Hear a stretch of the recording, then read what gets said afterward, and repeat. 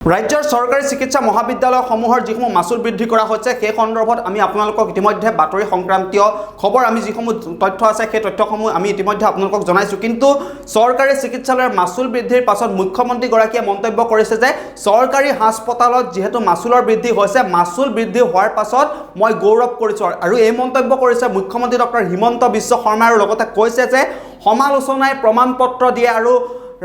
medical কলেজসমূহত যিসমূহ মাচুল বৃদ্ধি কৰিছে মাচুল বৃদ্ধি কৰাৰ পাছতে প্ৰমাণ হৈছে যে মেডিকেল কলেজসমূহলৈ মানুহ যায় নাৰ্ছিং হোমলৈ যিমান মানুহ যায় তাতকৈ 3 গুণ অধিক মানুহ যায় মেডিকেল কলেজসমূহলৈ আৰু এই ধৰণে আজি কাৰ্যনিৰ্বাহক সভাত গুৰুত্বপূৰ্ণ মন্তব্য কৰিছে চিকিৎসালয়ৰ মাচুল বৃদ্ধিৰ সন্দৰ্ভত ৰাজ্যৰ মুখ্যমন্ত্ৰী ডক্টৰ হিমন্ত বিশ্ব শৰ্মাই সবিস্তাৰে এই মুহূৰ্তত লৈ আহিছো আপোনালোকৰ বাবে আমি জনাব বিচাৰিছো যে চিকিৎসাৰ মাচুলৰ বৃদ্ধিৰ বাবে আমি গৌৰৱ কৰিব পাৰোঁ আৰু কেতিয়াবা সমালোচনাৰ প্ৰমাণপত্ৰ হয়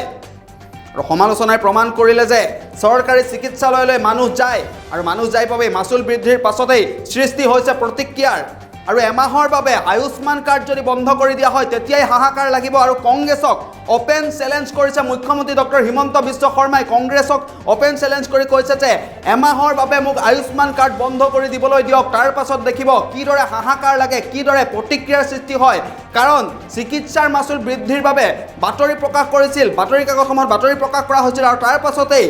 প্ৰমাণ হৈছে যে সমালোচনা হোৱাৰ পাছতে প্ৰমাণ হৈছে যে চৰকাৰী চিকিৎসালয়সমূহলৈ মানুহ যায় আৰু মানুহ যায় বাবে মাচুল বৃদ্ধি কৰাৰ পাছতেই সৃষ্টি হৈছে প্ৰতিক্ৰিয়া যদি কেনেবাকৈ এমাহৰ বাবে বা এদিনৰ বাবে হ'লেও যদি আয়ুষ্মান কাৰ্ড বন্ধ বুলি ঘোষণা কৰি দিয়া হয় তেতিয়া কিন্তু সৰ্বসাধাৰণ জনতাৰ মাজত হাহাকাৰ লাগিব গতিকে এই কথাই ইয়াকে প্ৰমাণ কৰিছে যে সমালোচনা যেতিয়া হয় তেতিয়াই প্ৰমাণ ওলাই পৰে যে সমালোচনাৰ কাৰণ কি কাৰণে সমালোচনা হৈছে কাৰণ সমালোচনা হৈছে যে চিকিৎসালয়ৰ মাচুল বৃদ্ধি হৈছে আৰু মাচুল বৃদ্ধিৰ বাবে সৰ্বত্ৰ প্ৰতিক্ৰিয়া সৃষ্টি হৈছে আৰু মাচুল বৃদ্ধিৰ হোৱাৰ পাছত প্ৰতিক্ৰিয়া এই কাৰণে হৈছে যে চৰকাৰী চিকিৎসালয়সমূহলৈ মানুহ যায় মানুহ যদি নগ'লেহেঁতেন তেতিয়া এই ধৰণৰ সমালোচনা নহ'লহেঁতেন আৰু কংগ্ৰেছক ওপেন চ্যালেঞ্জ দি মুখ্যমন্ত্ৰী ডক্টৰ হিমন্ত বিশ্ব শৰ্মাই কৈছে যে এমাহৰ বাবে আয়ুষ্মান কাৰ্ড আপুনি মোক বন্ধ কৰিবলৈ দিয়ক তাৰ পাছত দেখিব যে জনতাৰ মাজত কি ধৰণে হাহাকাৰ লাগে মুখ্যমন্ত্ৰীগৰাকীৰ মন্তব্য আছে সেই মন্তব্য এই মুহূৰ্তত আপোনালোকৰ বাবে আগবঢ়াইছোঁ মই কংগ্ৰেছক প্ৰত্যাহ্বান জনাম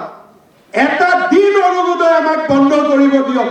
মানুহৰ মাজত যি প্ৰতিবাদ হ'ব মানুহৰ মাজত যি খং আৰু ক্ষোভ হ'ব হি কংগ্ৰেছ দলক কলৈকে উটুৱাই লৈ যাব তাৰ হিচাপ কৰিব নোৱাৰে এবাৰটো মই ভাবি থৈছো বিধানসভাত যদি অৰুণোদয় আঁচনিক তেওঁলোকে সমালোচনা কৰে মই কম প্ৰস্তাৱ এটা আনি দিয়ক মই কালি পৰা বন্ধ কৰি দিম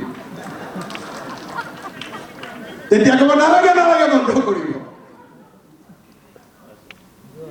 এয়া হৈছে অসমত বিজেপিৰ প্ৰভাৱ যোৱা 3 দিনত মই মৰ্মে উপলব্ধ কৰিছো প্ৰথম যেতিয়া এটা মিছাই নিউজ ওলাই গ'ল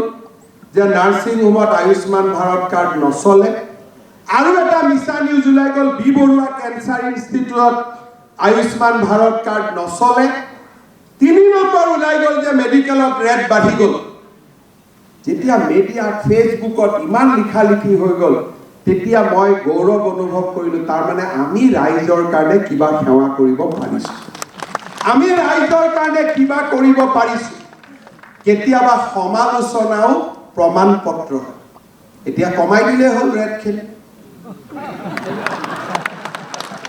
মানে আমি প্ৰমাণ কৰিলো যে আমি প্ৰভাৱী বুলি আমি প্ৰমাণ কৰি দিলো আমি প্ৰভাৱী বুলি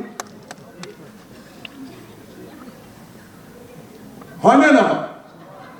আমি প্ৰমাণ কৰি দিলো যে আমাৰ প্ৰত্যেকটো আঁচনি প্ৰভাৱী